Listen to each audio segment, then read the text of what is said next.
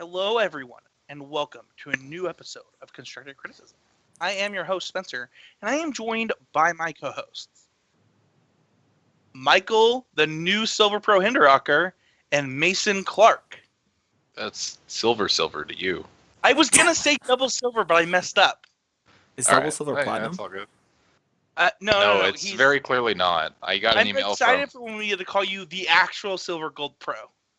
I got an email from WotC that was like, yo, you can use your other silver invite too. Also, and then at the end of the email, they made the really unfortunate mistake of saying, like, also, if you have any questions, please direct them here. So I just asked them, like, a big laundry list of questions about how things work next year. So now I haven't received an email back in, like, 5 hours. So I'm either blocked or I'm going to receive, like, a handbook tomorrow. One of the other. I have a question for you. Yeah. Have you used your silver invite from last year for this year? Yes. Okay, so you only got... Wait, did you get one invite or two? One, because I got silver, but then also qualified via via RBTQ for Hour of Devastation, which was the last one of last season. No, that's not what I'm asking. Are you qualified for the first Pro Tour of next year? Yes, I think that is my understanding, although I'm not 100% sure how this new system works. Oh, no, because nothing will fall off by then, so you are. That makes sense. I don't know. I could be. We'll figure it out when we get there. What's going to happen to my 2 pro points? I need to know too. I don't know. Well, congratulations on silver. I told Michael last night that the next time I see him, I'm going to give him an awkward hug. That's still true. You know who you don't have to be awkward to hang out with, and that's our sponsor, Oasis Games. You can check them out at mtgoasis.com. You can get 15% off your first order and use the code CCMTG at checkout. You can use the code Would That Be Good at checkout to get 4% off of every order. We really appreciate their sponsorship. They obviously really help Michael, getting cards for him, me getting cards for me. They give us all the dollars that we selfishly use to buy Magic cards. Nobody does that except for Mason. I had them hand-delivered to me by Danny Cathro at the GP.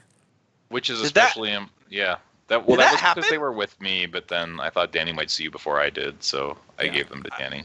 Yeah. I was going to say, Danny doesn't even work for Oasis Games, so that's an achievement. You're really getting value. Yeah. It'll be really impressive when you get Nikachu to hand you cards, Mason, because our other sponsor is... No, he'll make you hand his spreading seas back after you concede the game. Oh! I'm gone. Goodbye. Check that out at the Mana Base and their sponsor at Fusion Gaming. We really appreciate their sponsorship. Also, you can support the podcast directly by going to patreon.com/ccmtg. Not that complicated, despite the fact that last week these guys couldn't figure out what any of the Patreons were. If you want to support our sister podcast, you can go to patreon.com/ltomtg. Support limited time only. You can also check out the rest of the network. That's limited time only, constructive criticism, and the common knowledge, a podcast about getting better at popper play with Lobert and Brandon. So, with that being said, I'm still sick, and Mason, take over, buddy. Now I'm the host of Constructive Criticism. So each and every week we like to do a Patreon question, and we'll give a shout out for patrons. We had no new patrons this week. So, Michael, would you like to read the Patreon question this week? Yeah, I appreciate that even when there's a guest host, I still read it. It's great. This Patreon question is kind of interesting. It says, what is the best way to get into Magic Online? I hear you guys talk about it a lot, but people tell me it's hard to learn, and I don't like the idea of owning my cards twice. So before we get into this, can I say almost a year ago, like right now, I got Magic Online. I asked the same question. So it's very cyclical, coming back around. Did you ask the same question as a patron question? Yes, I did. It was before I was actually on the show. Yeah, because I was really hesitant to get in for the same reasons.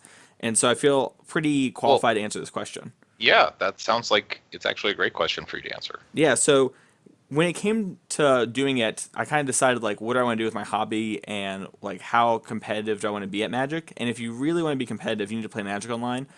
It's kind of like what we've talked about on the show in the past where people are willing to bet $12 against you, right? And so they're willing to be better than you. And it helps you get really good playtesting against a lot of people and get to play against some of the best people in the world. Now, it is a little expensive when it comes to having 2 sets of cards, but I recently got Mana Traders, And for $35 a month, I've been able to play any standard deck I want this season. So, and I just started it last month, and it's been great. And I haven't even got close to using all my mana hours, which is the system they use for renting cards. It essentially means one tick is one mana hour. So how many ever ticks you're renting, each hour you lose that much, and you get 25,000 to start with. And I've used 15,000 prepping for the GP, so it's really good system. And that's a good option. Additionally, compared to paper cards, Magic Online cards convert to cash a lot easier, and the margins on all the trades are a lot lower. So, like compared to if you were to say like buy list mono red and buy Grixis this week, and then buy list Grixis and buy blue black control, and then buy list blue black control and buy monsters, like that would be insanely expensive in paper. Online, that would probably only cost you like 5% each time. So there's a lot more flexibility with owning multiple decks. There's a lot more flexibility with being able to get your money out of Magic Online in about 20 minutes to half an hour if you need the cash in your PayPal like now. And it's way cheaper. Sometimes it's way cheaper, but more than that, I think it's just that like that money is not as tied up as it is with paper cards. Like with paper cards, it's very hard to turn them into close to cash equivalent in any kind of reasonable time frame. Yeah, one of the things that I think that we haven't mentioned that's super daunting about Magic Online is the learning curve of Magic Online. Learning your hotkeys and like making sure your stops are correct it's tough. Like anyone that tells you it's not tough is either lying to you or Michael's about to say it's not tough. So yeah, I mean they're platinum pros. So I don't know. It was certainly tough for me, and I had been playing Magic for 6 years. I think those are solvable issues, though. There are things that I like. I think that you just have to be actually dedicated. So a really good example is like I flirted with Magic Online for years, never spent more than X amount of time on the client, and it took me 4 years to learn the client because of that. Whereas if I had just like been like, "Hey, I'm gonna learn Magic Online," I probably could have learned it in a day or two. Yeah, exactly. I mean, at least been happy within a month. Yeah, I think that like there are a few things that can be a little bit weird, and you just need to understand how those are going to work. But I think Magic Online is dramatically more functional than people give it credit for. And it lets you play Magic. Absolutely. I think that people also are very like I feel like it used to be a lot less stable than it is now. Like it used to like crash a lot more and just have a lot more like kind of irrecoverable errors, that kind of stuff. These days, mostly, as far as just actually playing Magic, it's totally reasonable. It doesn't look, it's not as pretty as Hearthstone. It's not, it's not perfect, but it's very functional. So I think that what we're saying here is, look into options if you don't want to own cards into renting them with something like Mana Traders. You can also consider your cards pretty liquid, through being able to sell them through like MTGO Traders, stuff like that. And like honestly, like if you're just trying to get in drafts though, like there's honestly just not a better tool. Sure. I mean, yeah, you could draft like 3 times every day easily. Yeah. So like you get to play like 2 or 3 tournaments. Yeah. Exactly. Yeah. You can just play so much more in the same amount of time. And think about it that way, right? I mean, your time has some value to you. By the time you go to a card store, you sit down and play 3 rounds, and then you come back home. You could have easily played probably at least 10 matches, if not more, on Magic. Yeah, I think it's easily 2 leagues, but I mean, maybe it's 3. It depends. It depends, but like, it is much faster. Well, can we move to hashtag always improving, Mason? Yeah, we can move on to hashtag always improving. I hope that we answered that question, and if not, feel free to bug Magic Mike MTG on Twitter. Yeah. All right, so always improving is the point of this podcast. We believe you're not getting better, you're getting worse. And so we like to talk about ways we've been improving. And let's start with Michael. Michael, you got silver this past weekend. So besides that, what was your always improving moment? It's not improving. He was silver before. But there was you might not have been silver. You locked it in. You could have got very unlucky. Yeah, I mean, I was sure. I was happy about that, but his pro status didn't change. He was silver, and then he was silver. I did qualify for a pro tour. Yeah, you qualified for the pro tour. How's that for at least a slight stat? I mean, I assumed I would qualify for it, but like, nice to just not have it be tight. Yeah. So I would say always improving. Like, just I feel really comfortable with choosing decks, and I usually do, but I didn't feel especially comfortable for this event, and just having it go well, like being pretty happy with the list that we ended up playing, just sort of reinforced that like my process is pretty good, and just that I can trust myself when it comes to deck selection. Awesome. And it's nice to, and it's just nice to reinforce that every once in a while. Yeah. Sometimes you can doubt yourself a little bit too much. Spencer, what was your always improving moment this week? So I wasn't on the podcast last week, and I've talked about jumping into MTGO since I became a dad. So 14 months, and over the last month, I really did it, and I think in the last 2 weeks I have 7 QPs, and that's probably more QPs than I got like the previous year. And not that it's like a great accomplishment, but I really have dived in. It's been really helpful for my relationship. When I explained to my wife what a league was and how it worked, she was like, "Oh, well, that's great. Like, that's way better than you like going to play Magic somewhere. Can all Magic tournaments be that?" And it's been pretty great. I have noticed improvement in my play that I can't really quantify, but I really appreciate the fact that Magic Online gives me an opportunity to kind of just sit back, jam games of Magic, and being all in on it has been way better than I kind of talked about it earlier, but kind of like the flirting that I used to do with Magic Online, when like I would do it to prepare for an event, or I would do it to draft or whatever, and now I just do it to get in games of Magic. It does help the fact that I've had a sponsorship from MTGO Traders for a long time now, and my Magic Online collection has built up to the point where I can play anything I want whenever I want in Standard. So that once I got to that point, it was really easy to make that jump. Awesome. Well, my always improving moment is kind of very similar. I was happy with the process for going to the GP and testing and picking my deck and everything. Even though I didn't do particularly well, I lost my win in for day 2, and then at the PTQ I went X2. So I didn't do like super well at the event overall, but like I felt like my deck was pretty good. I felt like I made some good choices. I had a friend make it to day 2 at X and 2 with the deck, and then I had another friend top 8 the PTQ with the deck. So all that felt good, and I was just happy about it, and I was happy with my play and everything, and that was just good. I went to the event, things didn't go great, but I'm just happy with how it all went out. So, and it does help when like my friend Matt gets top 8, and then another guy that I know locally top 8s as well. So it's like, oh, lots of exciting times. But yeah, it's just good event overall. Yeah, for just really quick, a lot of people asked if Matt could be on the show this week. Matt had work at Oasis Games tonight, but he is going to do a video with me this weekend going over his match with Brad Nelson. And we are covering the deck today on the show. But I think that it's mostly Michael's build. In fact, I don't even think Matt liked the deck. I mean, he liked it after he got top 8. Yeah, it's easy to like it when it's going well. We didn't actually play with it very much. Yeah, that's kind of what he told me too. Like he didn't get a ton of time with it. But we played. We played one league with it. For those wondering why Matt's not on the show, he had work tonight, but we're going to do a video together to kind of go over his what I thought was a very interesting match against Brad.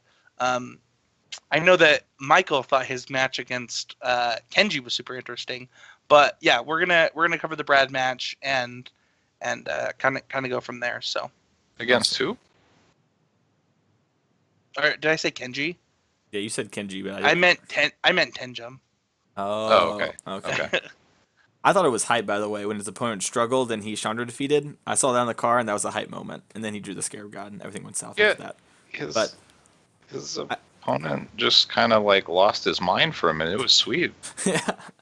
Okay. So cool. All right, moving on. I just wanted to throw that out there because I know we're not going to talk about it again, but that was a hype moment in my car on the way back. We're like, yes, go Matt.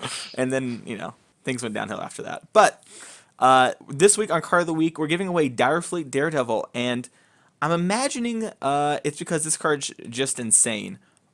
Spencer, why'd you pick this card for Card of the Week? Yeah, so this card has. I'm gonna just say, like, I'm not an MTG finance guy, but like, if I was to speculate on a card that, like, what is it worth right now? Like is it $5? They're like $3.75 a piece. Yeah, you should buy those. Like this card allows you to double spell so quickly in multiple decks. It allows you to leverage your opponent's resources that they are keeping their hands with. Like this card has been super impressive for me in mono red. I've played this. So I played this in mono red. I played this in the Grixis that Matt played. Like I've been really hyped on this card. Yeah, it's just like, so I like it a lot in decks with Hazoret because it can kind of be a 2-drop or a 4-drop, right? So like that's kind of sweet. Like when you're looking at cards, like you have to be careful about adding too many Rekindling Phoenixes or Chandras to your Hazoret decks, right? Just because they clog up your hand. One of the things that's really sweet about Direfleet Daredevil in those decks is that it can be a more impactful spell if you want a flashback or removal spell or something, but it can also just be a 2-1 first strike curve filler, which is not nothing. Yeah. And it kind of does the same thing in the Grixis deck, right? If you just need a 2-drop, it can be a 2-drop. It is like a 3-drop against mono red. It's often like a 6-drop against control decks or in the mirror. Yes. So like it's just versatile. There have been multiple games like I did some Patreon playtesting with Adrian. I've done some. I know that one of our listeners has multiple 4-1s with my mono red deck list with this card in it, and like the card, it fits very perfectly into what you're looking for in its slot, which is like, it kind of reminds me a little bit of Lifebane Zombie in that regard. Not like as like power level thing or like what they do kind of thing, but just like, oh, this fits into the metagame. It does this thing that like I really need and like. And, that's the kind of spot that I would put Direfleet Daredevil into, is that kind of spot. It's just versatile.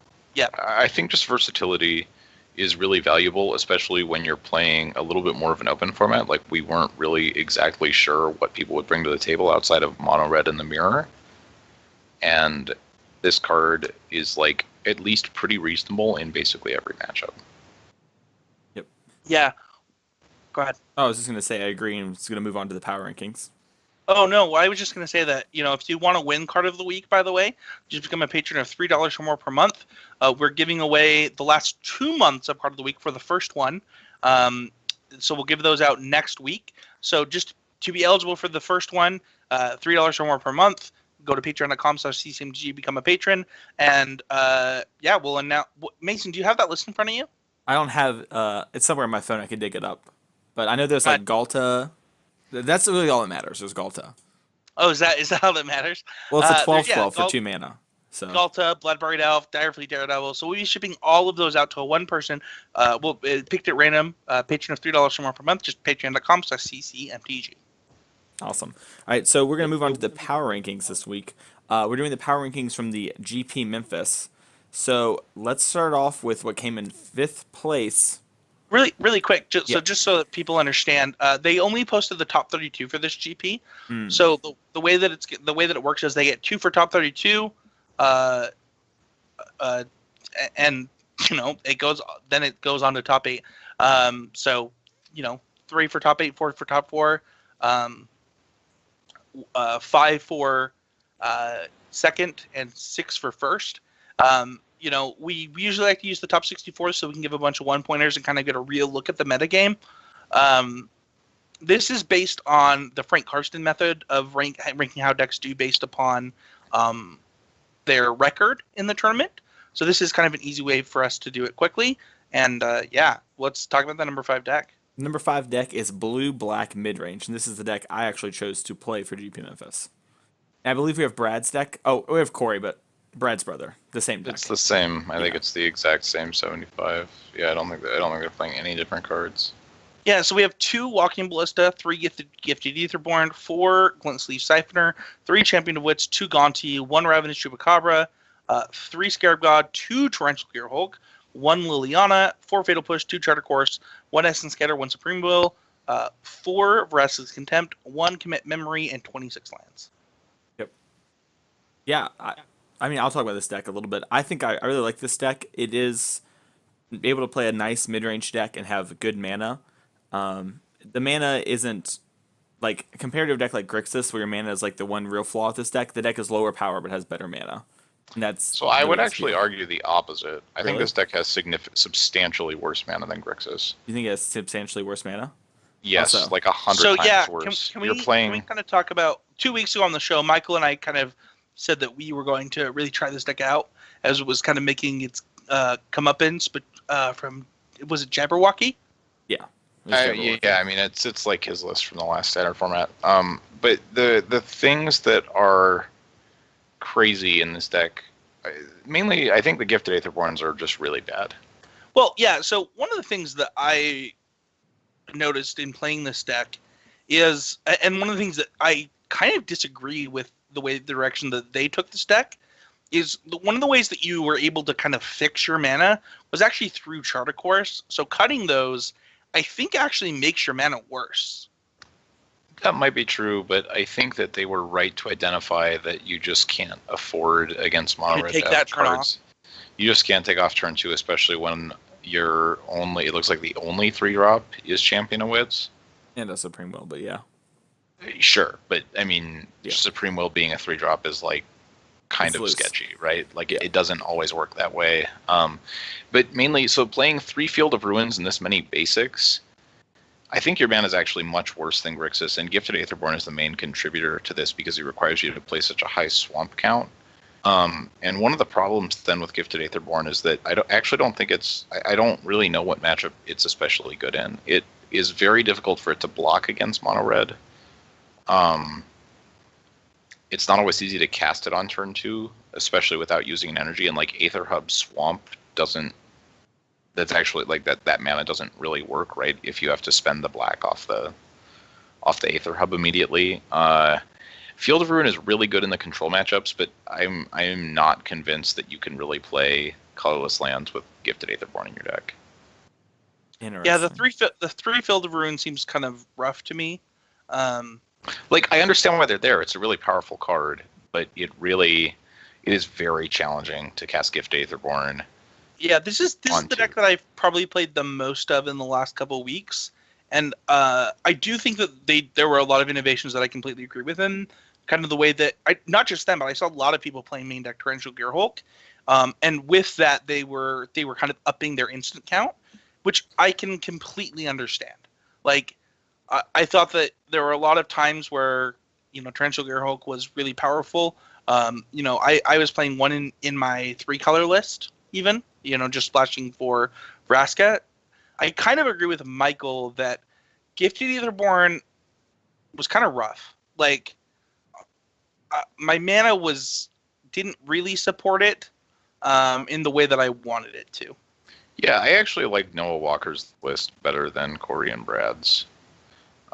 He's playing main deck treasure maps, no Chart of Course, no Gifted Aetherborn, with I think the idea that mono red is going to be a little bit rough game 1. But I basically just found that Gifted Aetherborn was not as good against mono red as I thought it would be, which I don't think is a particularly shocking takeaway, right? Like, it just doesn't get to block as much as you wish it would, and it still dies to basically every removal spell.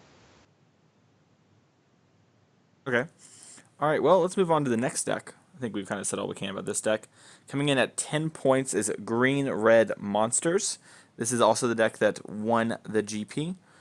Spencer, what do you think of this deck?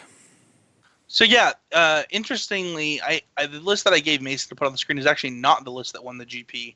And I'd actually like Michael to talk about the reason that we might have not picked that list over this list. Sure. I mean, it's basically the same, right? I think it's 1 card different in the main deck, and the sideboard is like 1 card different as well. I think It's the Blossom Defense that won him the game. It's the one difference. So he's playing. This one's only playing 1 Ronus versus. So he's flipped the number of PNLRs and Ronus, and I mean, I think this deck is just like a pretty good beatdown deck. If your opponents are playing control decks, this deck is really good. It's fairly good against the Scarab God for a number of reasons. Like, it just has a ton of flyers, so that's pretty good in those matchups. It has a bunch of resilient threats that don't care a lot about removal, it's actually pretty good at using its Explorer cards to generate card advantage via putting Kenras in the graveyard and with the 4 cycling lands. I think this deck is just like really, it's pretty solid. Yeah, one of the things that I underestimated was the power of Struggle to Survive in this deck. I think 3 weeks ago I kind of talked about how I worried that people were playing too many of this effect in the main deck, and I think that it's safe to say that I was completely wrong, and that having 2 of these in the main deck is very much correct. I know Arilax played a Naya version as well, which I don't know if it got points for this as well, but he finished. It did. I did give Ari points for this. For this archetype specifically, yeah. But I think he finished in like 12th, and he was playing a similar deck but with some removal that exiled, and I thought that was an interesting idea as well. So if you're looking for something similar but not quite the same, you might want to check that out. Yeah, I think that if there's a deck that beneficially plays Rekindling Phoenix and Glorybringer, I mean, it was this one. And one of the things that you'll notice is, like, as we move on, is that was the start of the Grixis decks, and they all moved away from that. And I think the reason is because, for one, this deck is just better at being that deck. I agree. I think, like, it just has good mana. Like, it has really good mana for double red, and I don't think Grixis supports double red quite as easily. I also just think that, like, the beatdown themes go better with Ronus and, like, just like the 2 drops and stuff. Just those cards are so good if you've already dealt your opponent 5 or 6 damage, and now they can really only afford to get hit once before they're going to just, like, lose the game. Yep. Good aggressive beatdown deck. Coming in, speaking of aggressive decks, we have Mono Red at 12 points, and I also got the points for the red-black aggro decks. But still, they both had 6 points, and only one of the red-black aggro decks was significantly different than the mono red deck. Mm-hmm. Okay. Actually, looking at this list from John Rolfe, I love this list. I love the Grasping Dunes. Actually, I think that's a kind of a phenomenal innovation. What is Grasping Dunes for those that don't know, like me? It's a desert that you can pay 1 and tap it and sacrifice to put a -1/-1 counter on a creature at sorcery speed. Oh, okay. So it's like, so he's playing those in Scavenger Grounds. Yeah, it's like the crappy version of Vishnu Deadlands, but he's playing those in Scavenger Grounds. But one of the really cool things is that it'll kill a Rekindling Phoenix token. Okay. So my assumption would be between those and Scavenger Grounds and playing a bunch of his own Rekindling Phoenixes, his list was quite good in the mirror. And that's a cool innovation that I don't think I've seen anyone else play before. Yeah, I think that the number of people that just automatically slotted in the other deserts is something that I know on our testing team, we immediately recognized that, like, those deserts were good for being lightning bolts, but they're not as good once you have to have a slightly different game plan. Yeah, I think it's an interesting innovation. I'm curious to see if it sticks around, but that's just something that I think is maybe worth noting. And I think that killing Rekindling Phoenix is, like, the big game play that those give you. But they also can, like, kill opposing Kenras. They can sometimes kill a Merfolk Branchwalker or Jade Light Ranger, depending on how the Explorers went. Like, I think there are actually a surprising number of X1s. They can kill Champion of Wits or Glintsleeve Siphoner. And I think that, like, it's probably better than it. I bet it plays better than it looks like it would play. I mean, if you think about the fact that he's playing 24 lands in this list, just to start with, it means that there are going to be games where he has a little bit of excess mana, and the amount cheaper that this is than the desert that you just mentioned, the black one, right, is very significant. Yeah, he's also playing 7 4-drops in the main and can really side up to a lot of 4-drops in some of the boarded games. But I really like this list. I mean, John Rolfe has obviously had phenomenal success this year. So if there's someone I think, like, if there's a list I would play if you want to play mono red, I'd probably play this one. Awesome. Michael, what do you think about the big red lists that are out there? Like the bigger ones? I mean, I tried a number of them, and I just found them to be a little bit awkward. I think this deck straddles the line pretty well. It's still playing a lot of 4-drops, and you're maybe trying to take a little bit more of a controlling role in the mirror. But I think that trying to play a bunch of red 4 and 5 drops when Chandra's defeat is so prevalent is just a little awkward. That was mostly my takeaway. Yeah, one of the patrons of the show and Mason and Mai's teammate won a PPTQ with a big, kind of a bigger, medium red list, as I like to call it. I wrote I did a video on it and did a Reddit post about it. And one of the things that I found is that deck is really, really, really good in specific metagames. Like when you hit the metagame, you can actually build your big red deck to attack it if it's the week for that. But one of the things that I found as a problem is that as the format slows down and changes, those other decks can adapt to attack different parts of the metagame that attack your deck in a similar way. And one of those things is actually the increase of Vraska's Contempts and Ixalan's Binding in the format. I think actually does hurt that big red style deck. So I think you'll have to wait until those cards go back down a little bit before you can do that again. I mean, the question is whether there's any reason for those cards to go back down a little bit. It could be that it never does, but I think that, I think a few weeks ago I agree, but having those cards be extra powerful against you is bad. Really problematic. It's rough. Yeah. This is actually one of the other reasons I want to talk about this, because my mono red list that some of our patrons are playing and that I'm playing actually doesn't play Rekindling Phoenix, and I've gotten a lot of people asking me about that. And one of the reasons is because I like 2 Chandra in the main and no Rekindling Phoenix. And one of the reasons is because I really like to be able to double spell as fast as possible right now, specifically because of Ixalan's Binding and Vraska's Contempt. And I also play a lot more 1-drops. I'm playing 10. For the same reason.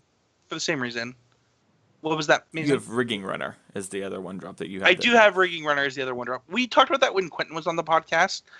We both had really good success with that, and I did a playtesting session with one of our patrons. It went really well. Rigging Runner was super impressive. But what are your guys' thoughts on the 23 versus 24 lands, as well as the kind of 4-drop package that you could play? I think this setup is optimal in the mirror. And I think that expecting a lot of red mirrors made a lot of sense going into this weekend. It's true. I think having more lands is just going to inherently make you mulligan a little bit less. I think Phoenix is substantially better than Chandra in the mirror, as it's typically going to require 2 cards to deal with. And I think that Grasping Dunes being one of his 2 cards to deal with opposing Phoenixes is very cute. Yeah, I picked this list because I was interested by the way he selected his card choices. The one of Mandek Pia, the number of Rekindling Phoenix, the way his sideboard is set up. He has a lot of the same type of game plans that I was having configured in my deck, but he has them in different parts of his game, right? Whether it's in his game 1s or whether it's in, whether it's like he has 3 Chandras and 1 Banshee Cannon and the last Rekindling Phoenix in his board. Like, he very clearly knew where he wanted to go with his deck and then what matchups and the player of the draw. Like, it was very clear. Yeah, I mean, he's had a very good season to this point, and I think this is just very cohesive. I think so too. Awesome. Well, let's move on to the next stack. Coming in at 12 points, we have blue-black control. Now, we also counted Grixis control in this. Yeah, it's one Grixis list, and the rest are all blue-black. But the Grixis list is like, it's not that different.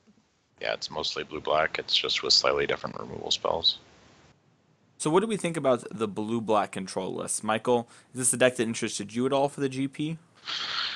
I've tried it a little bit. I just found that it was pretty hard to line up your cards in different matchups. And it was very difficult to beat mono red if you weren't really, really going deep on playing a lot of main deck effects that then were kind of awkward in other matchups. I do think this deck is obviously very good, though.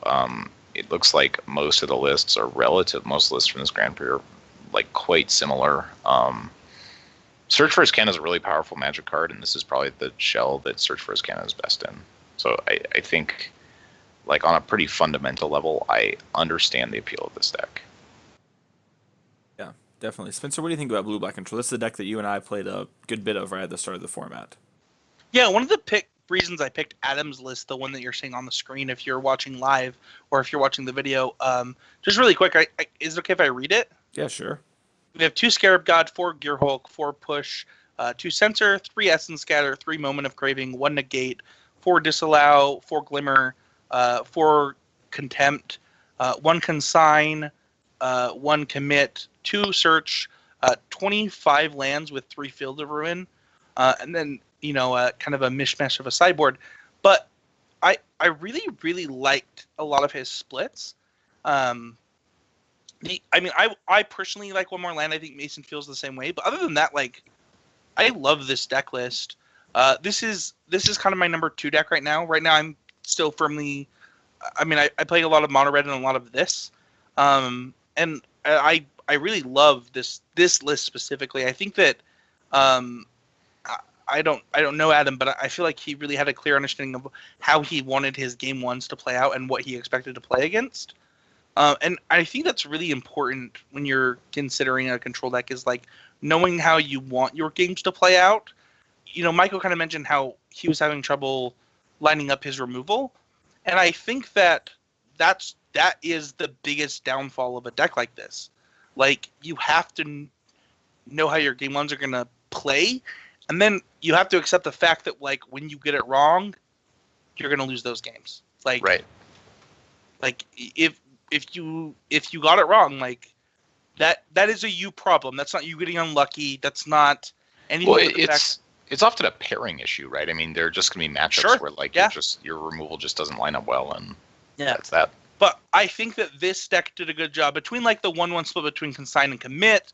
The number of Essence Scatter he played versus, like, so for example, he's playing 3 Essence Scatter, 2 Censor rather than 4 Censor, 1 Essence Scatter, right? So, like, I think that is a clear indication of how he wanted his game ones to play out and what he expected to play against. So I kind of applaud Adam on that for this list.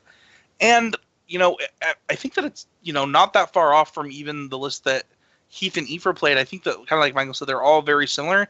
This is just the one that spoke to me. Yeah, speaking of Heath's list in top 8, what did you guys think of Metallurgic Summonings in the sideboard? I think that's pretty. It's good on the board. Like, if you resolve it, the game's over. I've typically found that card to be. I've played that card in blue black before. I know that this card has actually shown up in a lot of 5/0 deck lists in the main.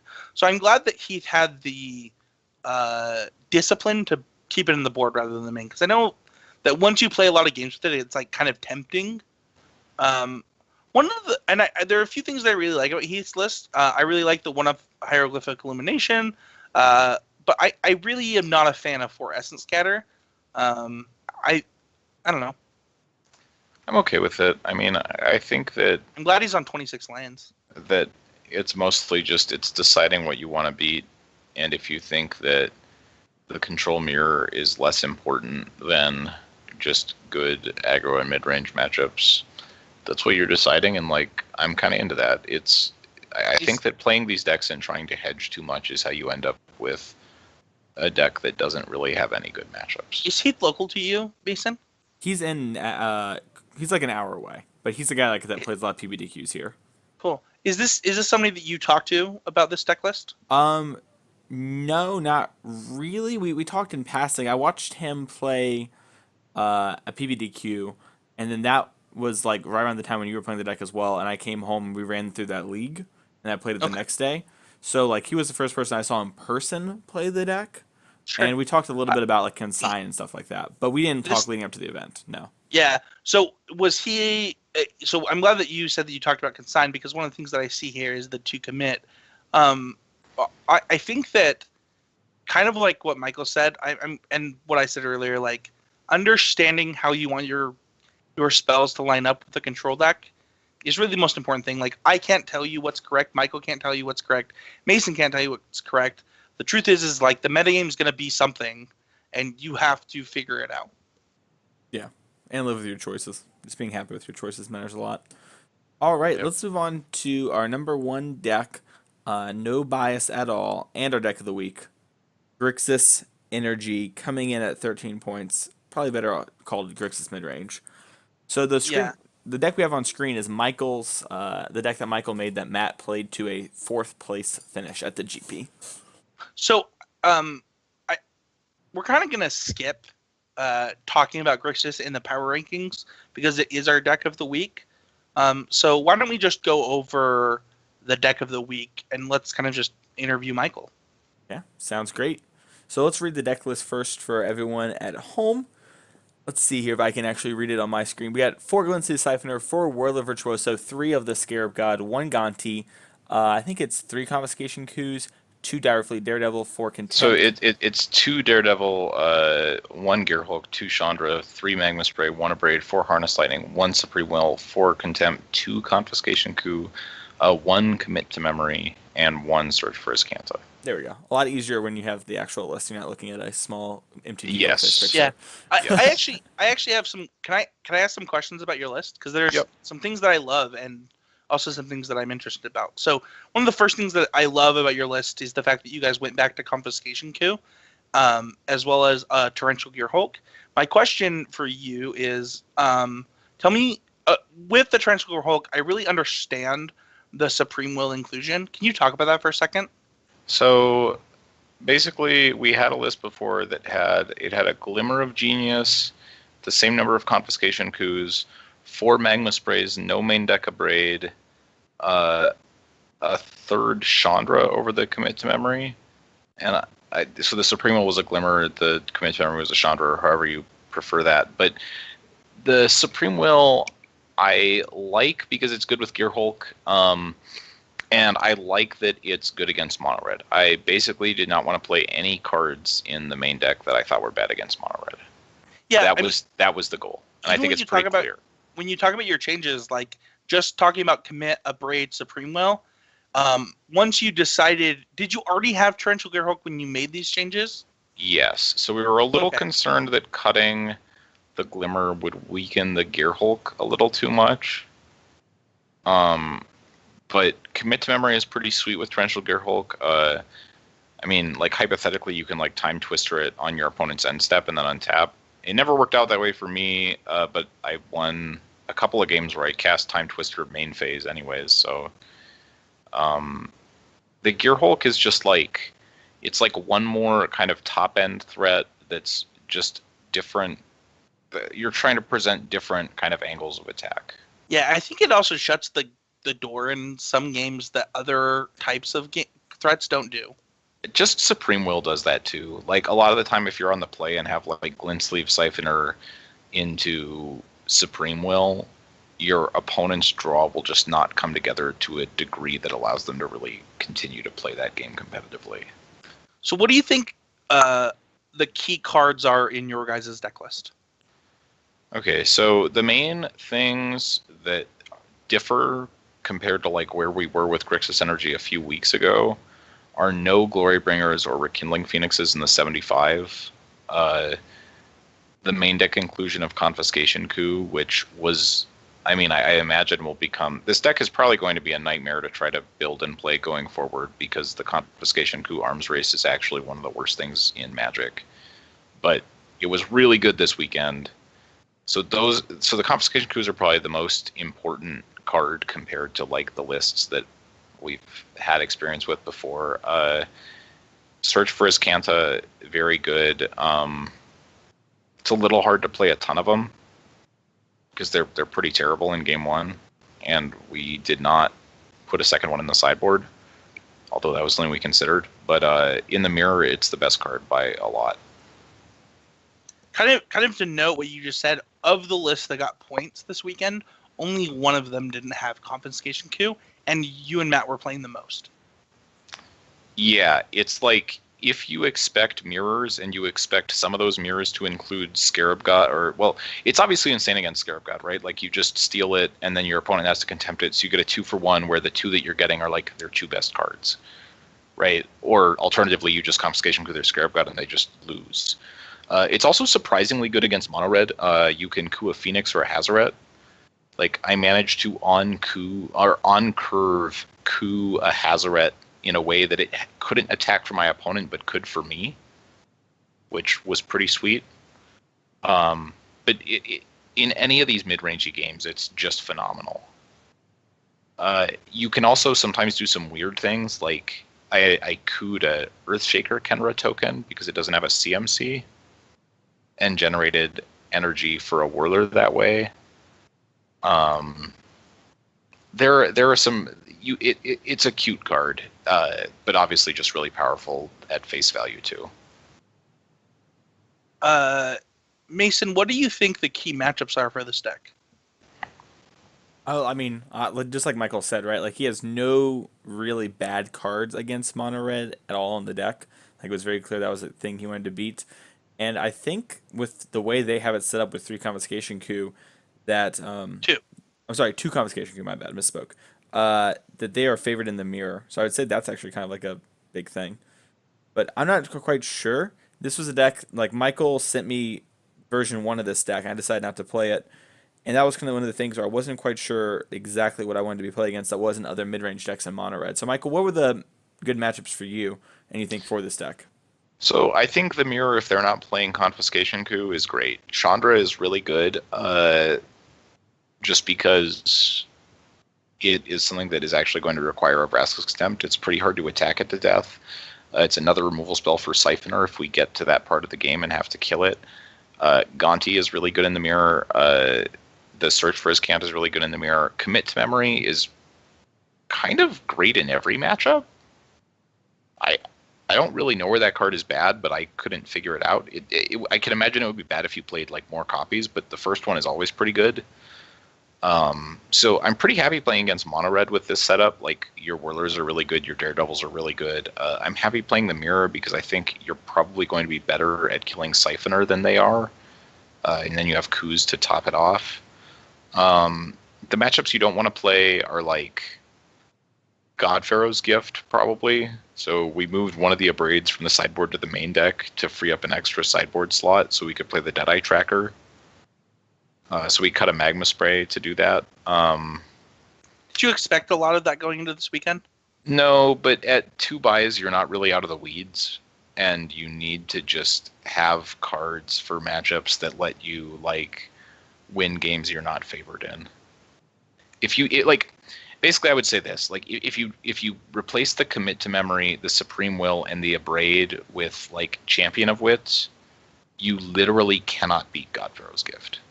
Your only way to win is just like jam Scarab God and hope to get there. So if you just play some cards that like at least give you a chance in these matchups that are bad, you can win them some percentage of the time. And I am a fan of not playing decks with matchups where you just like actually can't win.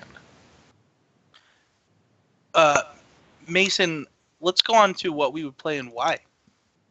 Yeah, so I think I have a PBDQ this weekend, and I'm still trying to decide if I want to play this deck or if I want to play Blue-Black Control.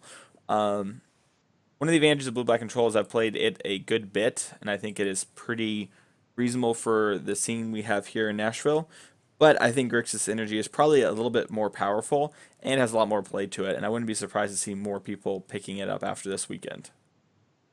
Michael, if you had to play another event this weekend, what would you play? I am not sure. I am scared of running Confiscation Coup back because I don't want to play against a bunch of Confiscation Coups with this deck either. Mm-hmm. I don't think my Confiscation Coups would get worse, but I think that like it wouldn't necessarily be an advantage. It would just be something we had at parity, and it's really a hard card to play against if it's good against you. I think Control is a fairly good choice for this weekend. If I were to play this style of deck this weekend, I would look to have. I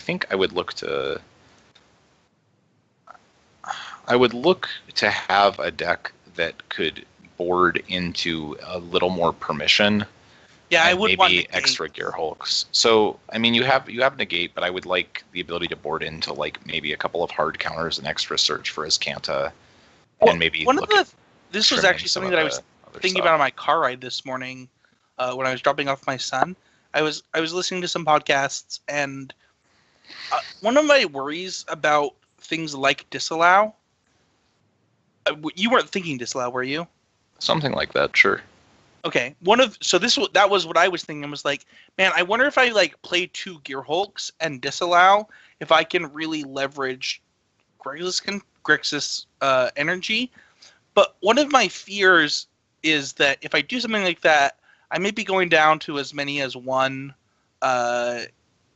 confiscation queue. Now I am better against confiscation queue if my top end threat is Gearhulk. And the other thing that I was thinking about was Liliana as well at the same time, like playing more confiscation queue proof threats in the mirror, because Grixis Energy doesn't have a ton of energy, so like getting to 6 might be difficult, and then it can't take planeswalkers. What are your thoughts on that? So the problem is that Liliana sucks.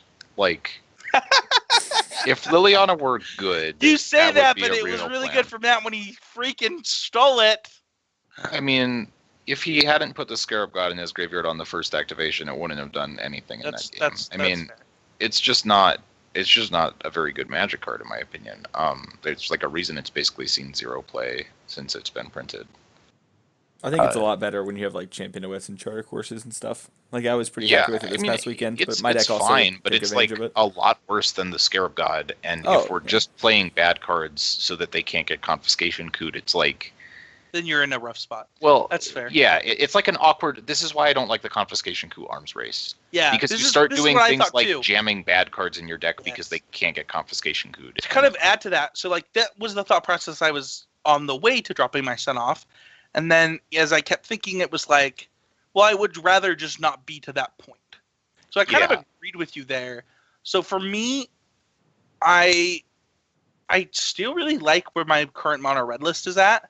I might change the sideboard a tiny bit, but I've been really, really happy. Like, I have to figure out like, so MTG. I only play Magic one day a weekend, right? So like Saturday or Sunday. So I have to figure out when I'm going to. I have a token, red token for a PTQ. So I have to pick when I want to use that. But I've really enjoyed the standard format, so I kind of want to play in PPTQs. I don't have to technically, depending on Michael's situation as well as Chris's situation. Like I don't have to play in them, but I've really enjoyed it. So for me, it's mono red or blue black right now. Like I just don't want to get into the point where I have to like overanalyze these mid-range decks when I can just like line up.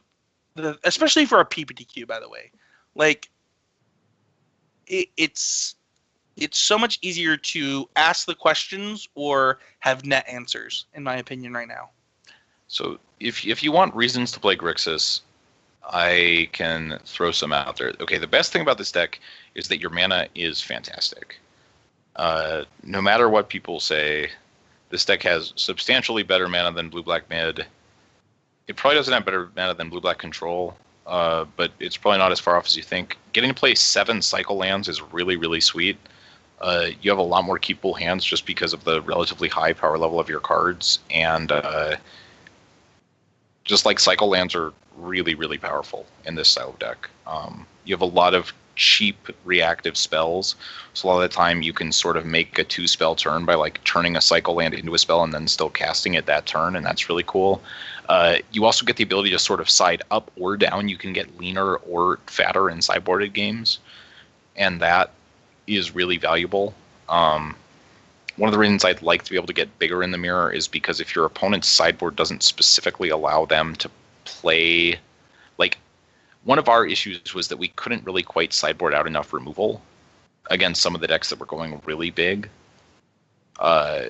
So like being able to go really big is one way you might try to win the mirror. But I think there's a lot of play and a lot of options within the list if you're looking at something like this. Definitely. Cool.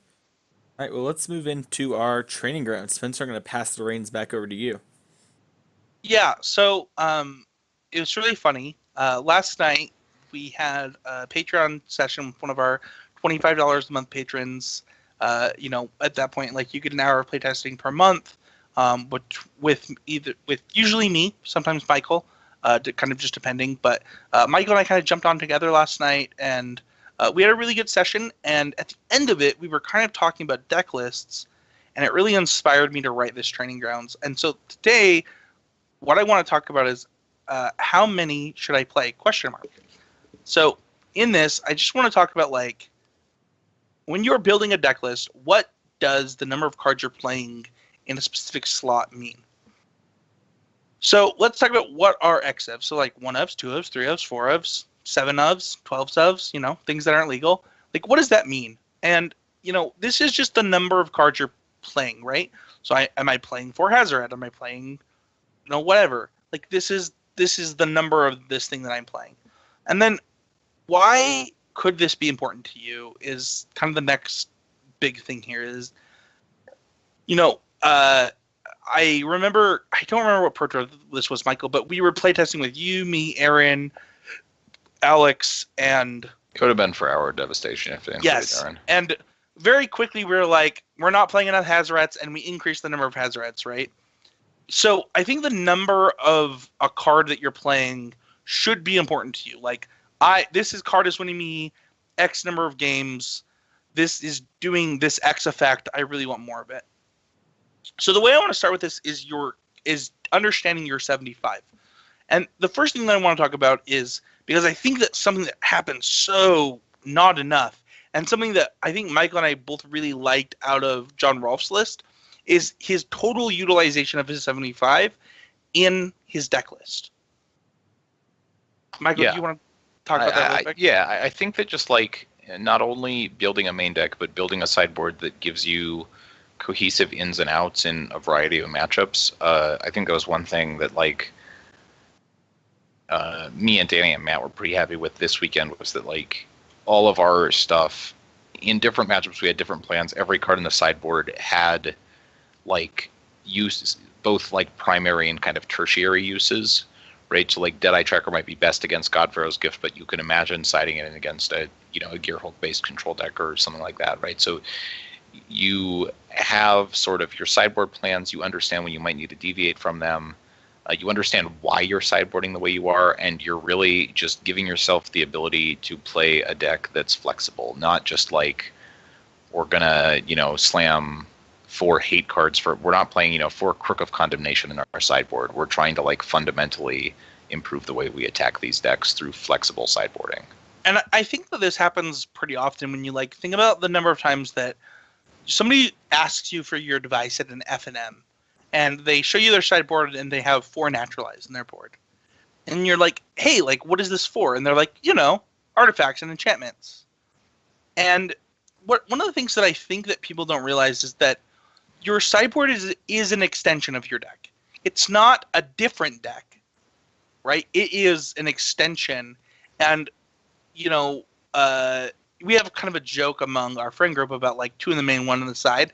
But it really is... Shut wow. up. It really is. Fascinating. What does that mean? I don't quite understand. Shut up! Okay. This is good. But I'll ask after the I show. think maybe the broader point here is like, if you can't Laughing. imagine we all a matchup, not smile from that joke. We're all 4 years old. But if you can't imagine yourself, so even though there are matchups where you would want to draw like some number of naturalize effects, even if you want them early, there's no matchup where you'd actually want to draw 4 naturalizes. So I would probably never play a deck with 4 of them. Yeah, I think that, Mason, when you think about like understanding the metagame and when we talk about this with control, why don't you just kind of use that as an example of like understanding the metagame and where things line up? Yeah, so like a card that might be used an example there is Deadeye Tracker for the blue-black control decks, right? Same with kind of Grixis there, where you want a card against the graveyard decks like Godpharaoh's Gift or other control decks of the Torrential Gearhulks, but you can't afford to have too many of them, even though they can be a very weak matchup for the case of Grixis Energy, right?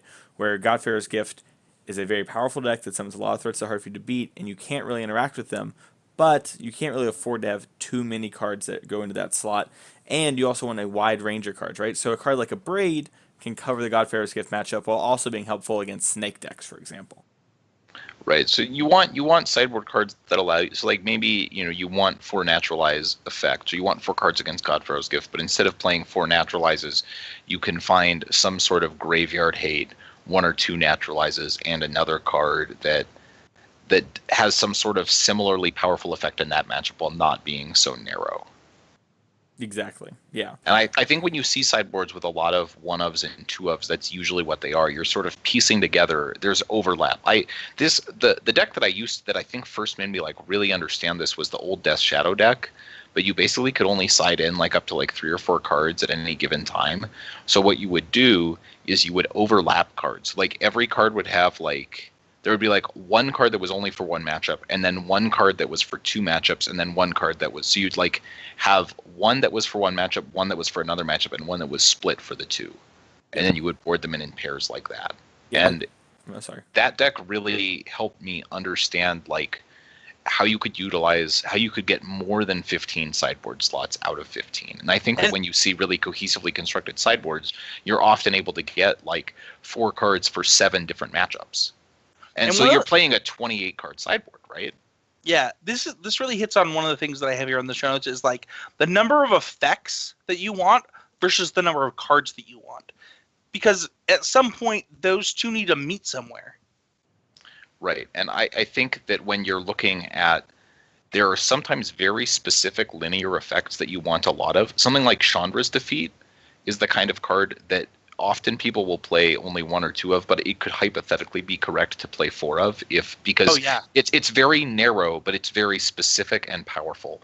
And generally in the matchups where you do want Chandra's Defeat, you could draw a lot of Chandra's Defeats before you would say you're like Chandra's Defeat flooded. Hold on. So, is there a matchup where you want Chandra's Defeat that you would be Chandra's Defeat flooded? Against Green Red Monsters, for example, I was boarding in 1. You would board in 2? Okay, sure. 1 or 2, but I wouldn't board in 4. Sure, that's fair. Let's talk really quick about the number ofs, right? This is the conversation that we got into with one of our patrons, and this is the conversation that kind of inspired this Training Grounds. Michael, why don't I would love it if you would just kind of take the reins on explaining 1 ofs, 2 ofs, 3 ofs, and 4 ofs. Okay, so I like to think of it this way. I don't want to play more, especially in decks. So this is a little bit different for decks that are very, very aggressive compared to decks that are designed to play a longer game. In decks that are very, very aggressive, you basically need to play 4 of all your most powerful cards. You see this a lot in like Affinity, where like you're playing like 4 Arcbound Ravagers and 4 Cranial Platings and often 4 Steel Overseers, and like you have this whole, like 4 Mox Opals. Do you really want to draw a double Mox Opal? No, but your hands with 1 are so much better than your hands with none that I mean, double Mox Opal is better now than it was before.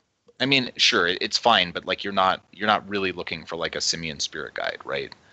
You're trying to play the highest density of the best cards possible that advance your linear game plan. And I think this is sort of the case with Hazoret. You don't usually want to draw 4, but games where you draw 1 are so much better than games where you draw 0 that you're willing to sometimes draw 2 or 3. Yeah. Definitely. And Hazoret has the insurance built in too. We can throw. Sure, but even with cards that don't stack well, right? Like I think that if you look at standard, right? Well, sure, Scarab Gods. I mean, people don't play 4 Scarab God. Like, they play 3 or 2. 3 is still I think a lot, that Jace the Mind Sculptor might be a really good example of this, right? Sure, that people have sometimes played 4 of at least. No, in Standard, if you were not playing 4 of it, you were wrong. And it is exactly... This isn't an aggressive deck, right? Like, this is my best card by such a huge margin. I want to draw it such a huge percentage of the time that I'm willing to do this. I would say though that's a pretty big outlier in terms of power level. Like sure, in less linear decks, it is not typical to play 4 of that style of effect. Right. One of the things that I will say is though there are 2 other type of cards that really fit well under this, and that's really, really versatile cards, and really, really. So my 2 thoughts on this were Mana Leak, for example, as a card that decks that maybe weren't that aggressive would play a lot of. And then my other thoughts are cards that like the second one's gravy, like Primeval Titan. Right. Well, I think of that still can sometimes just be like a function of linear deck building, but I think like Vraska's Contempt sort of falls in the same category as Mana Leak, right? Yes. It's like you want to draw as many as possible against Hazoret, but they're still fine against the Scarab God. They're still fine against Torrential Gearhulks. They're still fine against Planeswalkers. But you're playing 4 because you need to match Hazoret's 1-for-1. and you just don't. You actually are okay drawing as many as possible. Well, and especially in those matchups, you don't have time, right? You don't have time to dig through your deck to find a 2 of Vraska's Contempt. You need to have Vraska's Contempt on 4 a lot of the time. So I think that's like 4 are the kind of cards that we're trying to draw in basically every game, and preferably fast. Like, we don't want to mess around looking for this card. We need it in our opener or in the first few cards that we draw. 3 ofs a lot of the time are cards you're wanting to see like every game, but multiples probably aren't as good. So a lot of the time, like Scarab God falls into this category, right? Like the first one is good. Yes. The second one is sometimes good. The third one is basically never good. The number of times I've gotten crap for my deck building where they're like, there's 3 ofs in your deck.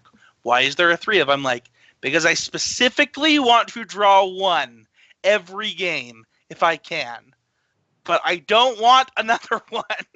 Yeah, I mean, a braid in mono red is sometimes like this, where like you'll find yourself playing numbers between 1 through 4, where it's getting more and more rare for it to actually be a 4 of, just because drawing double a braid can be so awkward. Yes. But the first one is often very good, and Scarab God kind of falls into that category where, like, when you draw 2 Scarab Gods, it's basically a mulligan if they're in your opener, right? You've essentially mulliganed to 6 or 5 if you're mulligan or whatever. Yeah. You're on 1 card less than you really are. If you kind of look at early green-black snake decks from like a year ago, you would often see like they would play things like 3 Rishkar. And it's like, why are you playing Rishkar? It's like, because I really, really want to draw the first one, but the second one is really, really bad. It's a lot worse. And I think you see this some with PNLR too, where like people are pretty gun-shy to even play the second or third copy a lot of the time. But the first one is very good, right? A 3/3 split across 2 bodies for 3 mana is very nice. But when you draw the second one and now you're playing a 3-mana Thopter, it's like pretty weak. So that's one of the reasons you might want to play less of a card, like 2 or 1. The other reason is just that the effect is maybe they just don't go well in multiples like Pia, or maybe they're only good in certain matchups. So something like Pia is a good example, but you also might only play 2 Scarab Gods in your blue-black control deck, or even 1 Scarab God, just because you don't want to see it in every matchup, and you don't always want to see it early. Sometimes you want to wait until the later game to really get to it. Mason, your headset is super sweet. Why don't you tell us a little bit about your thoughts on this subject? My headset? Yeah, I think your headset looks sweet. Also, like, what are the... Oh, you're looking at me on the thing. I was like, what are you talking about? I'm so confused. But no. Like, you've played a lot of blue-black control, and this is something that comes up in control decks a lot. One of the things that is heavily considered right now in blue-black control, I think it's kind of figured out, and this is something we came to the conclusion of, but, are you going to play 3 Torrential Gearhulk, 3 Scarab God, or are you going to play 2 Scarab God, 4 Torrential Gearhulk? What are your thoughts on these 3 ofs? A really good example of this that a lot of decks are adopting is that 3 of, is it Moment of Craving? Yeah, Moment of Craving. There's 3 in the main, 1 on the board a lot. But yeah, no, there's so many in the main. so many. I get it from the joke earlier. No, but yeah, one of the things it's interesting, you were mentioning those cards. I was thinking about Censor when you were talking about them, and that's a card that we've seen played of at every number, right? We saw Todd Stevens win the Classic with 1. We saw people top 8 this weekend. I don't think Ephro had any, but Heath had 0. We've seen a lot of Modalists play anywhere from 3 to 4. It's a card that you see move all over the place all the time, and that's the one that's really interesting to me. This is a card sorry, continue. If you do want to get into Censor specifically, I think that maybe it's a little bit weird when cards have cycling. I do too. It's a little bit less important exactly what unless it's miscalculation, then you should just be playing 4. But you don't get punished as much for drawing multiple copies, so the number is maybe... that is probably more personal preference than something being like mostly correct or incorrect. Well, can we talk? So I want to cover 2 ofs and 1 ofs really quick, and then I'd like to cover another subject. So for 2 ofs, one of the things that we're seeing a lot of, Michael, is 2 of Pia, right? Right. Yeah. And also 2 of a braid. Why is this a common? So I think they're very different 2 ofs. Why don't you talk about those? So Pia specifically is the kind of card that the first one is basically always like a 7 out of 10, and the second one is basically always a 2 out of 10. So like, it's just like that card. You're basically always, the first one's always good. The second one's pretty much always bad. So you want to play two, or like I think John Rolfe was playing only one in the main deck, probably because he played one too many games where he just drew two of them and was like, well, my second 3-drop is a 1/1 Thopter. That's awkward. But I think that when you're looking at a card like a Braid, it's less about like the second one being less good than the first. It's more just that in some matchups, this card is extremely hard to cast. So it has its moments, but it's more like a almost main deck card in these mono red decks where like it's mostly good enough for the main deck, but you're siding it out in some matchups. So you're kind of playing a 2-of as a hedge in that. It's like lightning strikes 5 and 6 almost. Yeah, I think that a Braid really falls into a category of, in some decks, it affects 5 and 6 of a card. In other decks, it is a split card, right? So, for Teamer Energy, for example, it played a lot of 2 of a Braid, where the card was good against aggro, but also good against Torrential Gearhulk. And the versatile cards do one thing, but also this is good enough to play does another thing, and that's something like Mono Red will adopt. And then I think that did you laugh at that? No. Oh, okay.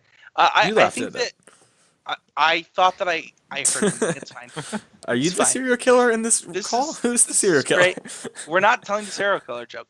Okay. I think that something that really, when I think about 2-ofs, I think about cards that I don't want in every matchup, or I want extra of an effect.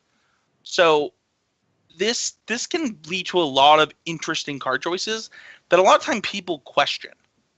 So one of the things I think that's also important to think about is like Pia, you want to draw about 0.75 of her per game, because the time when you draw her twice in the same game is so bad that even though she's often going to be better than On-Crop Crasher, you just don't get to play them. There are a lot of planeswalkers that kind of fit into this category Right. too. Chandra can kind of do the same thing, right? Where like The first one's so good, and then everyone after that super is terrible. It's not even a card. I mean, unless for some reason they're killing your Chandra, and then if they are, is the second one even that good? Sometimes you can like play Chandra minus, but it's pretty rare for the second Chandra to be great. The first Chandra often great, second Chandra rarely great. Much like Pia, right? Sometimes the 2/2 body dies and you play another one and everything's perfect, but most of the time it messes with your curve. You can't play it when you want to, and eventually it's just like underwhelming because you have to play it on 5 or 6. Let's talk about 1-ofs really quick. So, Michael, is there a difference between a 1-of and a fun-of? I don't know. That seems like it mostly depends on how you define things. I mean, my main thought with 1-ofs are these are cards I am so unwilling to see 2 of in my opener that I'm just not going to put 2 of them in my deck. Yeah. That doesn't mean they're bad, but I don't want the second Commit to Memory in my opener. I didn't want the second Search for his Canna. I'm so glad you said Commit to Memory. Every single time I've seen 2 Commit to Memories in the deck, I'm like, I want to know the matchup where you want that second one. Ever. No. I mean, it's not even a matchup thing. It's pretty good in every matchup. It's just that the second one is not as good as the first one ever. When do you cast it? It's just hard. Yeah, I mean, like it's a card that we specifically played one because I could not figure out a time I'd be okay drawing the second one. Mason, you've played 1-ofs like Consigned to Oblivion. You've played 1-ofs like Baraska. What does a card have to do or take to be a 1-of in your deck? Normally it has to be a pretty unique effect that is good in matchups where it's good in an area I want to be better in, and doesn't ask a lot of me to be in the deck. So like Consign on the front half is just an unsummon, which isn't the greatest thing in the world, but you can like save your Scarab God or use a Gearhulk. To be fair, it is a disperse, not an unsummon.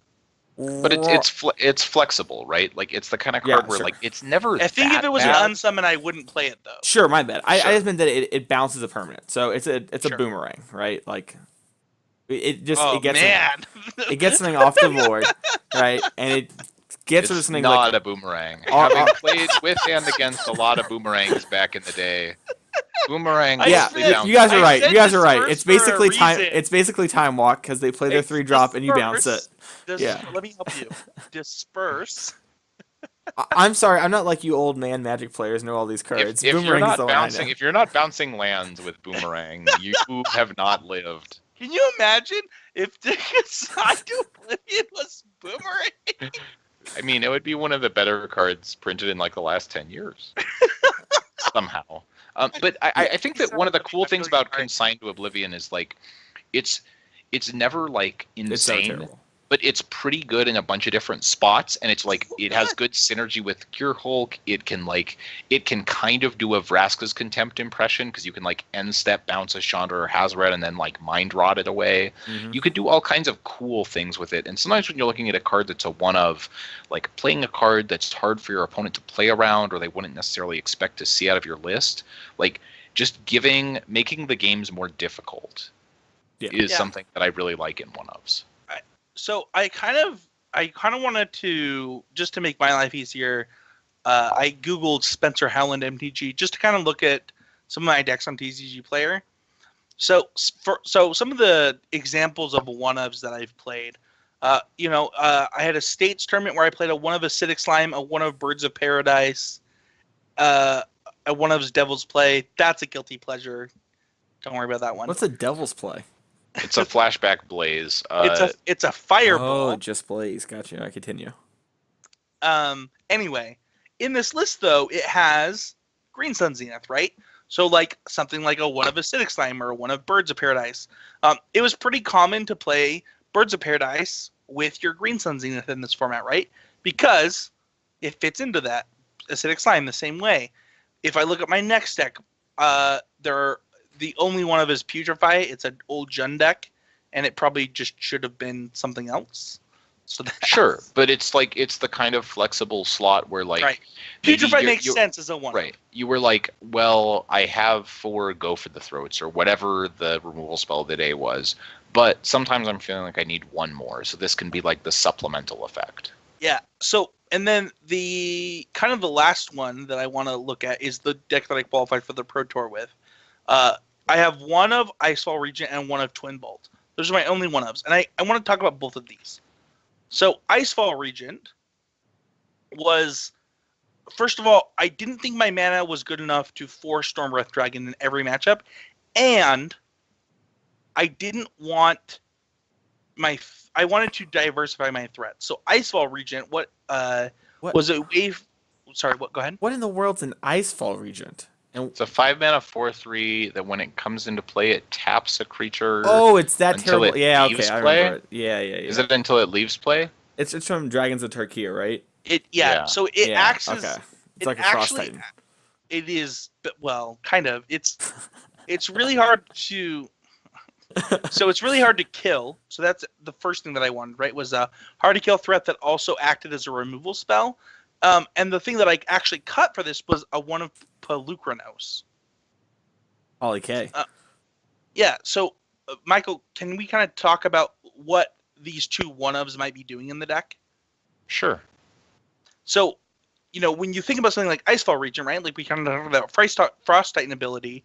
And then when you think about a deck like Temur Midrange that I qualified for the Pro Tour with, Pelucranos is not going to do the things that it did in Mono Green Devotion, right?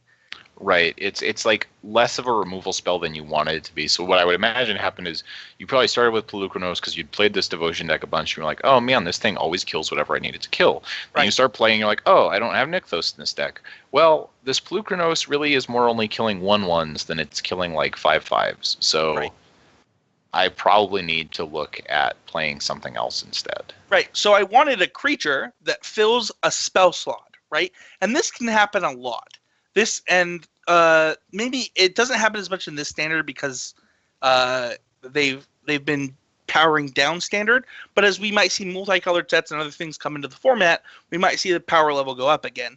And when you see the power level go up, like things like Haunts of Tarkir, right? Like this super powerful set where if Icefall Regent was in standard today, you might actually. Yeah, it might see play. you might see a lot of play. And the thing is that when you think about a card, there's a very specific reason that it's in here. It's because I wanted a creature that can attack it fills two roles, right? It kind of attacks and blocks at the same time, right? It has like a weird sort of pseudo vigilance but it affects the board, and then it can still attack while it's doing that. Yeah, and then when you think about something like Twin Bolt, like this list was really bad in that I feel like I couldn't pick my removal spells. I played 2 Lightning Strike, 2 Roast, 1 Twin Bolt. But actually, the reason for this is I wanted specifically Twin Bolt against Mono Red, and then Roast and Lightning Strike will kind of equal in that matchup, whereas Roast was able to kill things like Siege Rhino. And you have to understand, like, well, Twin Bolt is a terrible Magic card, don't get me wrong. The number of X1s for that RPTQ were high enough where I was like, okay, I need a specific type of effect. And when you need a very specific type of effect, I think one-ofs really serve a purpose. Yeah, just because you really can't. You can sometimes win a game in a matchup like against Abzan where you draw the first Twin Bolt. You're probably not winning a lot of games against Abzan where you draw the second. You win the second Twin Bolt, right? But I think that when you think about something like the deck you just talked about, right? That the fact that you were playing all of those one-ofs that we talked about in your Grixis Energy deck is like they all served a purpose. They all did something and had an effect that you wanted in your deck. Right? Twin Bolt was, I can kill 2 X1s. This is really important in this metagame. Like, if they play a 1-drop and then they play an Abbot of Carol Keep, I can kill them both on turn 2, which is, I could not get anywhere else in the format. And you have to understand where your one-ofs fit into your deck and why they're there. And then in addition to that, how that fits with your sideboarding plan, right? I mean, that's exactly how you can move into more copies of the effects in the board games or move them out for more removals. So, like, this is where you end up with kind of main decks and sideboards that in these mid-range decks, they tend to be littered with 1 and 2-ofs, and it's because you can sort of, rather than trying to become a different deck in all these matchups, you're just sort of trying to tweak your removal spells to be more efficient, tweak your counter spells to, like, you just get to change all these little things about your deck. I mean, if we're gonna stay on that same deck, I'll link this deck in the show notes. But if you think about this, like that same deck, I talked about how I had 2 Stormbreath Dragons when Icefall Region main. I had another 2 Stormbreath Dragons in the sideboard. Right, and that's one of the great appeals of mid-range decks. You just get a lot of control in sideboarded games over like exactly your creature spell mix, how aggressive you want to be in different matchups, when you want to, like, what role you want to play. And I think that, like, that is one of the reasons that over the last few years, mid-range decks have been so wildly successful. Mason, I kind of want to wrap this up. Before I wrap this up, I want to talk about splitting an effect with you. We kind of talk about like that 2 Roast, 2 Lightning Strike, 1 Twin Bolt thing. But even in Standard today, the number of disallows versus Supreme Wills versus negates versus censors, like your counterspell suite, right? Like understanding that you want counterspells, but how you play them, like what does splitting an effect mean to you? It just means trying to diversify my answers in such a way that I'm not too soft to any one thing, but I'm not giving up too much equity, right?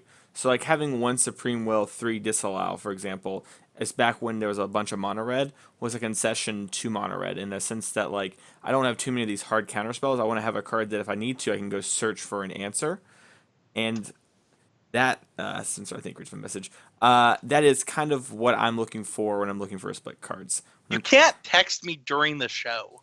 But I saw Region's basically Time Walk. I went and read it. you play it, and then their creature doesn't untap, and then they spend their turn killing it, so it's like Time Walk. So now I see why you played it. I didn't understand it first, and I read the card.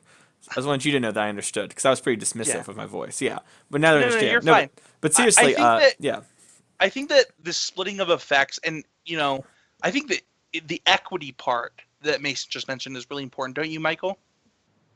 Yeah, I really do. I think it's splitting effects is just interesting. It's one of those things where sometimes I can appreciate just making hedges sometimes, right? And like splitting effects is all about making hedges, but it also makes it a little bit trickier sometimes for your opponents just in that, like, if you show them a lightning strike and a roast, they probably realize you can't play, 4 of each, but they don't know exactly what your split is. And if they see both those cards at various points in a match, they have to play around more effects. So I think that, like, you can get even into a little bit more of the deeper parts of, like, why splitting effects can be beneficial in a given game. To be fair, a deck like the one that we talked about probably doesn't exist in this format, right? Like, you can't actually, there's not enough playable effects at each mana cost to do that today.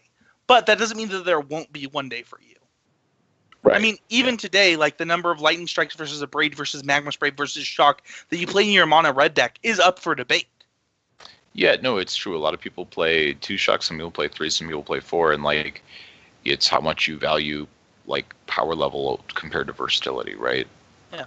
I think that, like, a lot of those are pretty interesting, and trying to figure out how many 1-ofs and 2-ofs you're comfortable playing in these decks, how much you're comfortable moving your deck around before sideboarding, and how well you can use your 75 are all really, like, on display when you play Magic, and I like that. Yeah. So that is it for this week's Training Grounds. I hope people enjoyed it. This was really fun for me. Like, this is a very nitty-gritty topic, which is something that is really fun to do. I also want to give a shout out to Mason. Like, if you're watching the video podcast, you probably saw me coughing like 1,000 times, and the fact that Mason was able to kind of let me mute myself and cover for that was really, really great. So with that said, Mason, why don't you take back over with talking about our Patreon goal that we've been so close to, which is bringing back Card of the Week. Oh, I thought you were going to talk about paying me. Well, we are, I believe, $1 off. Are you okay, Spencer? Okay, your eyes started fluttering really quick. I got scared. All right, don't worry about it. No, my contact was coming out. Thanks for calling that out. Well, I got worried about you. I didn't know if I needed to call Devonair. But no, but we're $1 away from our next Patreon goal, which is bring our Card of the Week. We've already done it because basically we are there anyway, so we might as well do it. And we have good faith that we know one of you will throw $1 this way. Don't feel like you ever have to give money to the show. It is $13 right now because it's the end of the month. So there's a... Oh, okay. No. To be fair, so the way that Patreon, that I have it set up, is that you actually pay when you sign up, which we've actually never mentioned on the show. So when you sign up for Patreon on our Patreon, you do have to pay for the first month when you sign up. So because of that, there's an ebb and flow. So, like, in the middle of the month is the most that we get out of Patreon. The end of the month, people unsign up, which is totally fine. Like, we talk about that. So right now we're $13 away. We will likely go over 400 again during next month. And yeah, once we hit that, it is really appreciated. There are 2 new Patreon goals that we're going to be adding. One of them is adding timestamps / separating entire segments. So I don't know how I want to do this. There are 2 actually on this. Adding timestamps will probably be 1 to the podcast. This means that somebody literally has to track this and do it after editing. So that means me. And then the second one is posting every Training Grounds as a separate podcast through history. So not just new Training Grounds, but actually going back through the history of CCMDG and posting Training Grounds. So we're going to kind of figure out what that's worth, what that will cost me in time and things like that. But yeah, it's super awesome that these are new goals suggested, and yeah, patreon.com/ccmtg. Awesome. All right, well, let's move on to hashtag with the big good. Hashtag with the big good. Oh, whoa, you skipped so much stuff. Whoa, no, I didn't. Did I really? I feel like I did. Oh, only man. 1, 2, 3, 4 parts of the show notes. All right, well, when you say it like that, it's a lot. But if you think it is one big blob, I only skipped one thing. See? See how powerful that is? All right, perception's reality. Hashtag one big blob. Yep. That's what they used to call me in high school. I just skipped the end of the show, Spencer. Just the end. No, hashtag with the begins the end. No, but if you want to join the conversation, you can join us on Facebook on the Constructed Criticism family. It's a place to come and hang out and talk about Magic the Gathering. If you are a patron of $5 or more, feel free to join the Constructed Critics Facebook group. It's a place where you'll see Michael posting his deck list right before the event, same with Spencer. And I throw mine out there sometimes if you ever want to play a bad deck. I'm just here to help. So you can find me on Twitter at Spencer13H. You can find Michael at Magic Mike MTG. You can find Mason at Mason E. Clark. My E. Clark. Yes, my thing hasn't updated yet. Can we change that? Can it just be at Mason CCMTG or something. I don't know. Nope, Mason Clark. Branding. All right. It's all about branding. Branding for yourself. Mason Clark. Yeah, that's what my dad That's how says. that's No, pronounced. stop. Mason. Oh, does your dad call you Mason? I'm gonna do that now. So he calls me Mason sometimes, and then he calls me Hector. Why? In 7th grade, I was in Spanish class, and in Spanish class you had to have a Spanish name, and mine was Hector. And how old am I? 20. I'm about to be 25 next week. He has called me Hector randomly in my life since 7th grade. He's like, Hector, come here. And I don't believe that you're about to be 20. That's hashtag fake news. You can join the Discord if you just go to the bios page and info page on constructivism.com. You can find that they've been super active in Discord lately. I'm super proud of them. Join the clan by messaging me at Spencer13H or Quentin at Earthstripe. That's UR. Sorry, first of all, it's not Spencer13H. It's Spencer13Dev on MDGO. And the Earthstripe is URTHSTRYPE. And then you can tweet at us with... Hashtag would it be good? Hashtag would it be good is our Twitter reactor program. If you tweet it, Mason will read it. So we got to pull up the tweet. I think it goes... Spencer will read it. Also, no, I have it's the first Mason. one. It's Mason. The first tweet is from February 21st, and it's Andrew retweeting Ray Lewis. That says, a bad day is a bad day, a bad game is a bad game, a bad play is a bad play. Do not let it define you. Hashtag would that be good? Hashtag always improving. Yeah, Andrew. All right. No. I actually want to give a shout out to Andrew here. All right. So Andrew had a pretty bad GP, which I kind of felt bad about because I teased him that he was gonna have a bad GP. Well, it was better than his last GP at Memphis. Hold on, shut up. Okay.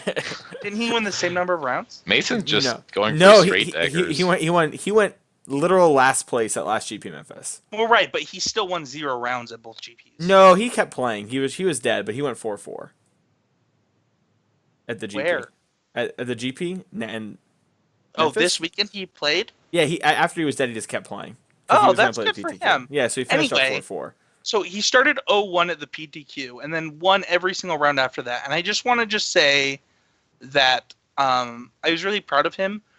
It's really easy to let tilt sink in and things like that. And I think that what Ray Luce is saying here, even though I gave him a little bit of crap for, retweeting a murderer, I appreciate the fact that, I do that for Michael all the time, so don't worry about it.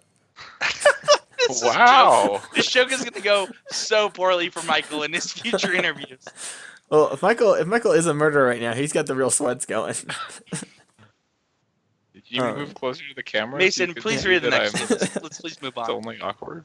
It's not that awkward. Moving closer, maybe. All right, we got jamming some CCMTG while out on the porch today, enjoying the weather and helping with the wife with some do-it-yourself around the house. Hashtag would that be good? Michael, you enjoy the weather recently? Yeah, I did enjoy the weather. Memphis was so much nicer than Salt Lake. Oh, no, I just meant, are you going to go on your porch tomorrow? I mean, I have a balcony, but I'm probably not going to go out on it. We're going to get a foot of snow tomorrow. Are we? That sounds so bad. Yeah. I have no interest in any of that. I have 2 feet. Can't imagine getting a foot of snow.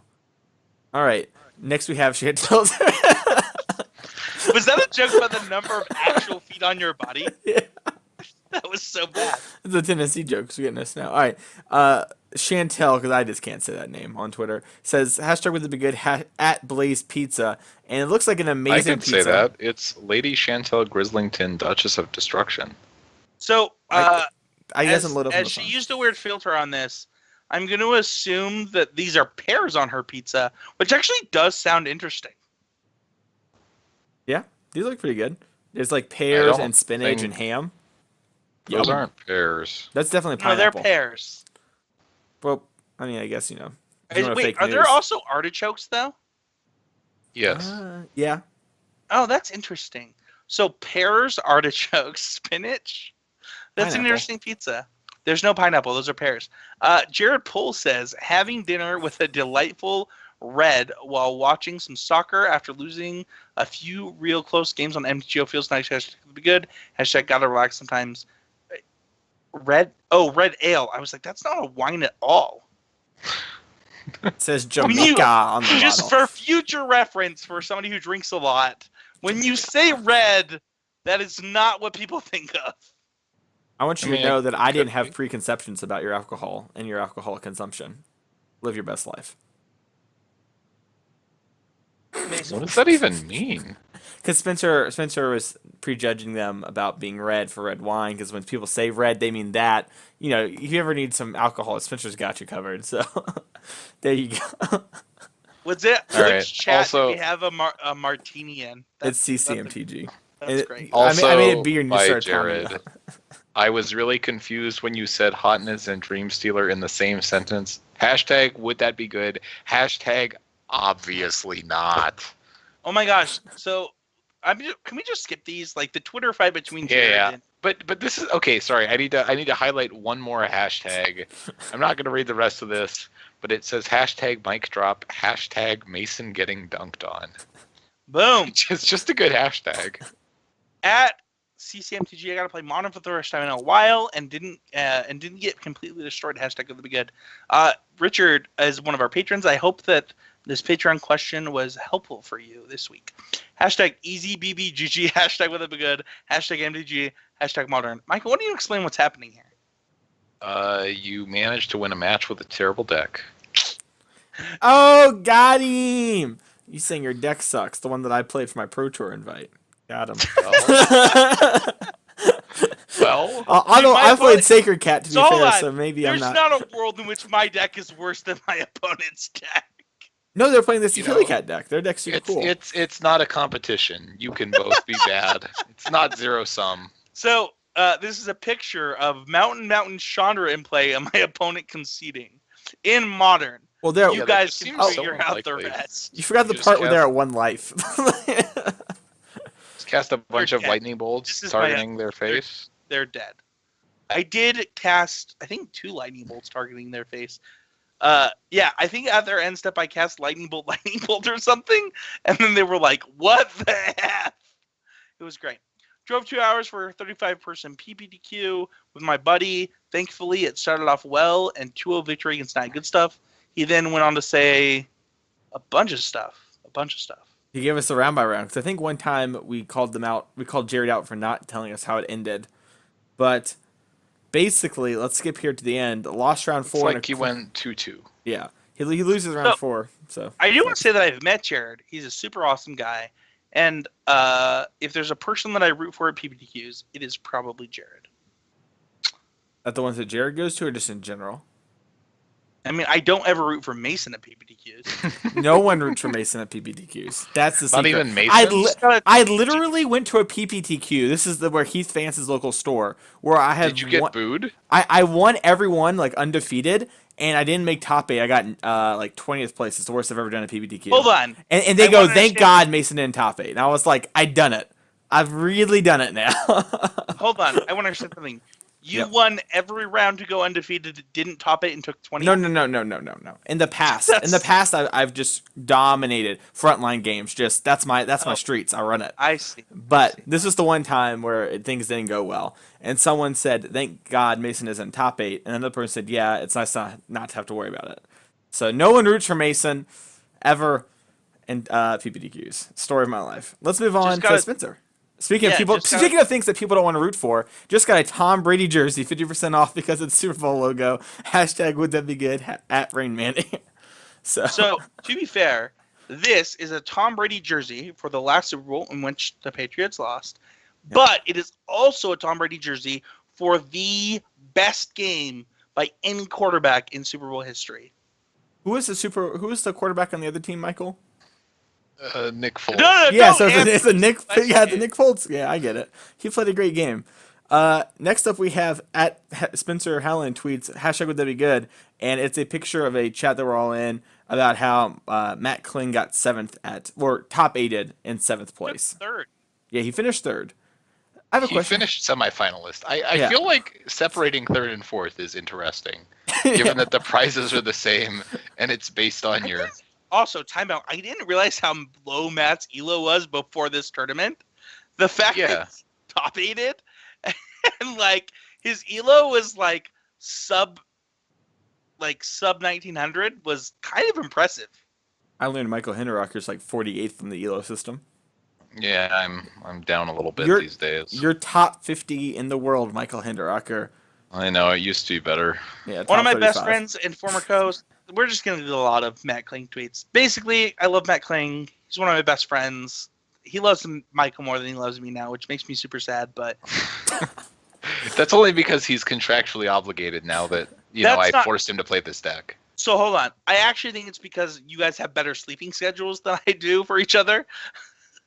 Meaning terrible I sleeping think it's schedule. Stockholm Yeah, I syndrome. mean you guys don't sleep, and I do. So, Well, but I do miss Matt. Like he's yeah, no, he's literally- like easily the best player who I knew who hadn't qualified for a Pro Tour. Like it Oh, was kind of by a lot. it just didn't make any sense. So I'm glad that he finally did that because like Does No, Michael not know Manny?